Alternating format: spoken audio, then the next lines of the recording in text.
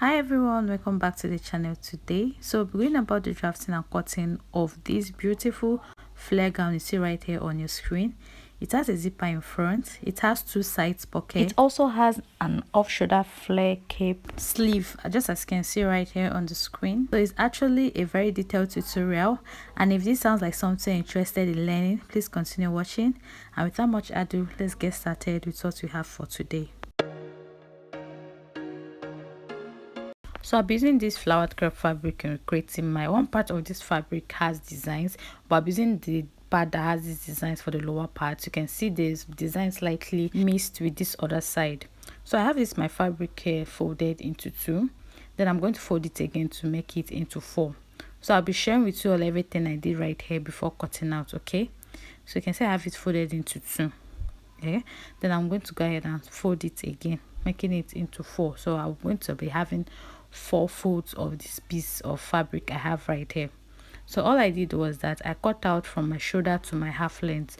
So the half length of this particular dress which I'm about to make is 23 inches. So yeah, it's quite long, right? The person that owns this dress is quite busty. So you can see I measured out 23 inches right there, which is the half length. Then I added extra 3 inches to the length of the half length. All right, so you can see, so all together there now all I have is 26 inches from the top part of my fabric all the way to that base or the end. So the next thing I also went ahead to do before cutting out this fabric I have right here, which I'll be folding into 4. I already have folded into 2 like I said earlier. I'll fold it again into 4. I divided the largest part of the upper body, which is the bust. Okay, so the bust here is I think around 48 inches or 46 inches.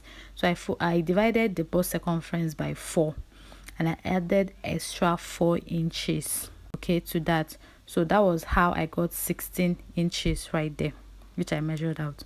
So now I'm going to start marking my shoulder of 8.5 inches at that top part of my fabric. Now from there I came down by 1 inch. So I'm trying to get my shoulder slant. I'll slant this in towards this other folded part of my fabric before I now go ahead to cut this out using my ruler, sorry, my scissors. So after cutting this out now, I'm just going to measure out what I have remaining, and what I have left was just 25 inches. I went ahead to open up the sides. Now I'm going to remove one part of this fabric I have. So I open this and now remove one side. So that other part I remove will be for the back part, and this part now I have right here will be for the front part of this my gown for the upper part. Okay, so all I'm going to do now is start from the base. I'm going to go up by 1.5 inches from the base. So when I mark this 1.5 inches, I will go ahead and cut it out. So just know that the 3 inches extra allowance is where all of this is actually taken from. I think on a very good day I'll really do a detailed explanation to the reason why we subtract few inches from the base of the front part of any shirt or shirt gown or whatever it is we're making. But for now, let's proceed. So from the folded edge of this my fabric, I start marking 1.5 inches.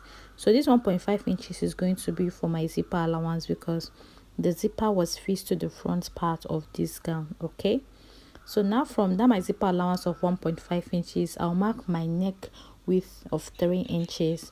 So all these markings now will be starting from that 1.5 inches. Okay, then from the top part of this my fabric, I got my neck depth of 2.5 inches. I'm going to now connect them and create my round neckline using my curved rule, just as you see me doing right here. So I'll cut it out after connecting and creating my round neckline. So I'll come to that my zipper of 1.5 inches allowance on that line. So I'll just go ahead and notch that point right there. The next thing is to move over to my shoulder. So I'm going to mark my shoulder of 8.5 inches, and please note that I'm measuring it from that zipper allowance of 1.5 inches. All right, so I mark this 8.5 inches inward this way, and from that point I'm going to mark 7.5 inches below and connect these two lines together. So while you are cutting out your armhole for your shirt, it's not meant to be up to the normal standard adult armhole, which is usually 8 inches. So after this, I'll divide my bust circumference of 49 inches by 4. So what I have, I marked it on this line and added extra 2 inches, which will be for my stitching allowance or my sewing allowance. So now to connect your armhole, at this point it's not really too necessary to use a curve rule. Just curve it out this way, or you can measure in 1 inch from that edge and now make sure that they curve in this way.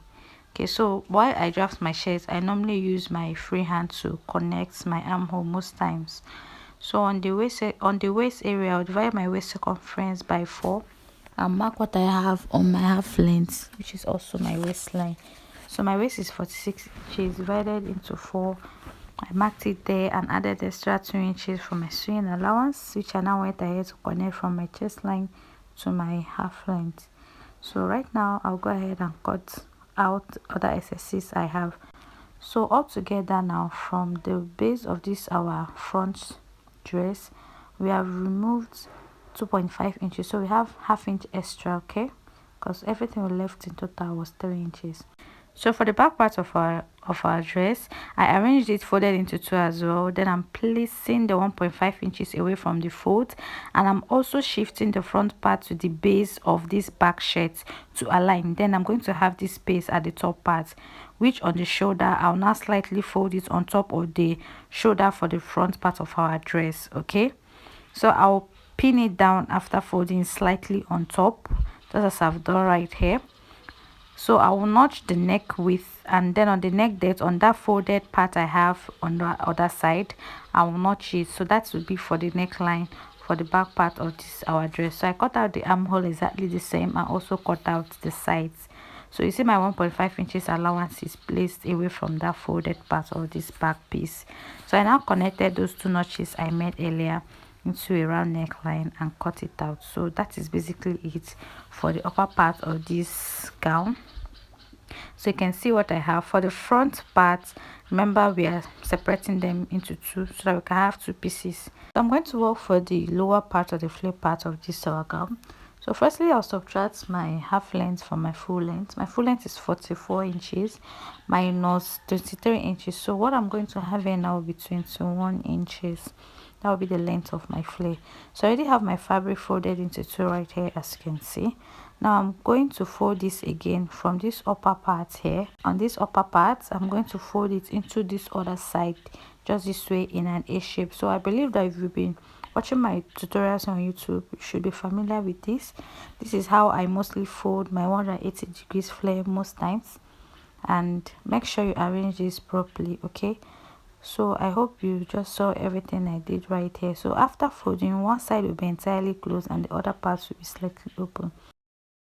So I was having difficulty arranging this on my table due to the size. I had to move over to the floor. So I'll be dividing my waist circumference by 4 and I'll be adding extra 1.5 inches to that. So while doing this, I didn't really consider the 2 inches extra for the stitching allowance I added to the upper part of my dress. If not, I would have added extra 3 inches to the waist of this my flare part. Okay, so I would have added about 3 inches or 4 inches extra to the 46 inches I have. Then I'll divide it by 4. I believe you understand what I mean.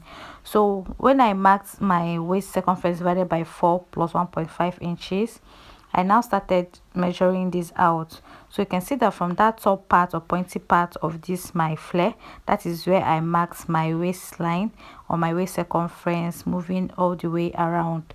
So the next is to get the length of my flare, which is 21 inches. Please don't forget to also add your hemming allowance of 1 inch extra. So all at that point I have 21.5 inches.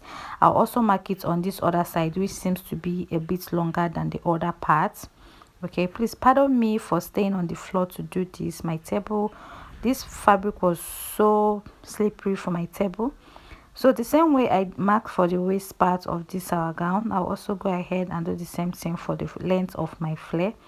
So I'm placing the tip of my tape on that first line I marked, which will be for my waist, and I'm moving this in a curve this way. All right, So it's meant to be curved. That is how you know that you've actually gotten it right. Okay, so I'll continue moving my tape and marking 21.5 inches like get to the both ends.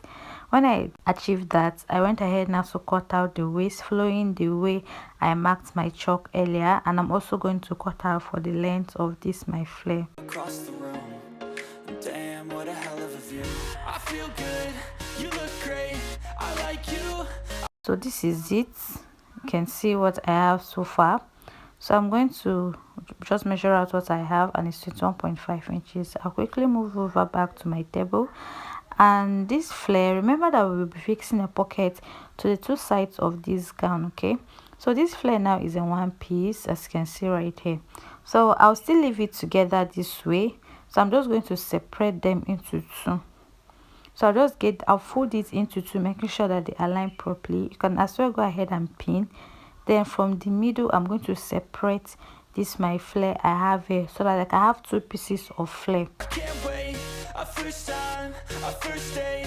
You're so fine, I'm so late. So right now I have two pieces of this flare. So I'm also going to divide another one. I'll just pick one from one of these pieces I divided, and I'm also going to cut it. Okay, I'm going to like separate them because of the presence of the pockets we have at the two sides, because we cannot fix our pockets if this is together. Okay, so you can see that I now separated this. So all together now I have three pieces of this my flare, which I'll keep aside. So now back to the front part or the upper part, we are going to cut out our cape flare. Okay, so I'll measure now from my shoulder downward. I wanted to measure out 5 inches actually, because that was what I later used in stitching this. Then from the zipper allowance, I'll measure up to that's my armhole where it stops, and altogether there I have 10 inches, as you can see. So to get your strap to strap, I measured out from the front armpit all the way to the back armpit of this my client, and it was 15.5 inches, which is 15.5 inches. So I'll add them together. All together now 15.5 inches, which is the measurement from her strap to strap, and this 10 inches I got from my zipper allowance to my armhole is 25.5 inches. So I've gone ahead now to fold, because we are cutting out a flare. So I folded into 4 pieces. This is another method you can use in folding your 180 degrees flare. When you fold from the side, you now fold from the top part downward. So when I now divided 25.5 inches by 4, all I had was 6.5 inches. So I'm not going to really add any extra stitching allowance to this, because what I just marked out is exactly what will be fixed around the cape area. Okay, so now I started from that top part now to mark this 6.5 inches all around. So I just believe you can see what I'm doing. I don't really need so much explanation right here. Okay, so after tracing that out, the next thing is to determine the length of your cape sleeve. So for me, I marked 8.5 inches as the length of my cape. Okay, so I'm placing my tape now on that first chalk mark I have. Then I'm also moving my tape just the same way I did for the other side. All right, You sip wine, I drink straight. Don't waste time to my place. I feel my heart. so just do exactly what I'm doing and you get it right. No need for so much explanation about this. So after marking all of this out, I now went ahead to cut this out. So just make sure that yours is curved as you're cutting out. Okay, so this is, I have 2 pieces of this now, which I'm going to separate at the both sides, but I'll have to measure this out because because I didn't add any allowance to this. So when I measured it, that was not up to 25.5 inches. I cut out at least 1 inch from the top there, because the more you cut out from the top part of your flare, the waist will get wider. So when I now did that, I now separated this flare I have right here. When I measured it out, this is what I have. So this is okay for me for the 2 parts of my sleeve. So this tutorial was really getting longer than I expected. I splitted it into 2. In the next one, which will be the second part of this tutorial, I'll be sharing with you a detailed process on how to go about the joining of all these drafted piece, the fixing of the cape, the zipper, the facing, everything that is involved in this tutorial. Thank you all so much for watching. Don't forget to subscribe. See you all in my next one. Bye.